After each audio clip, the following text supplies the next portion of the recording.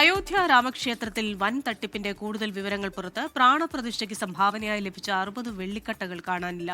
സംഭവത്തിൽ പ്രത്യേക അന്വേഷണ സംഘം ജീവനക്കാരുടെ മൊഴിയെടുത്തു. ക്ഷേത്ര ട്രസ്റ്റിന് ലഭിച്ച സംഭാവനകളിൽ ക്രമക്കേട് നടന്നുവെന്ന ആരോപണത്തിൽ SIT അന്വേഷണം പുരോഗമിക്കുകയാണ്.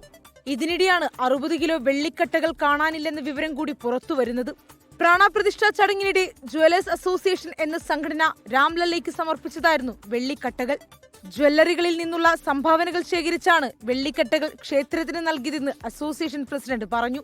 സംഭവത്തിൽ രാംലല്ലയ്ക്ക് ലഭിക്കുന്ന ആഭരണങ്ങളുടെ മേൽനോട്ടം ചുമതലയുള്ള കൃഷ്ണദേവ് തിവാരി ഉൾപ്പെടെ 4 പേരെ അന്വേഷണ സംഘം ചോദ്യം ചെയ്തു.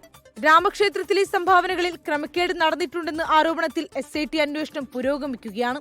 ട്രസ്റ്റ് ജീവനക്കാരുടെ നിയമരേഖകളടക്കം SIT പരിശോധിക്കുന്നുണ്ട്. ക്ഷേത്രത്തിലേക്ക് എത്തുന്ന പണം എണ്ണുന്ന ജീവനക്കാരും ബാങ്കിൽ നിക്ഷേപിക്കാൻ ചുമതലയുള്ളവരടക്കം അന്വേഷണ സംഘം ചോദ്യം ചെയ്യും. 24 ഡൽഹി.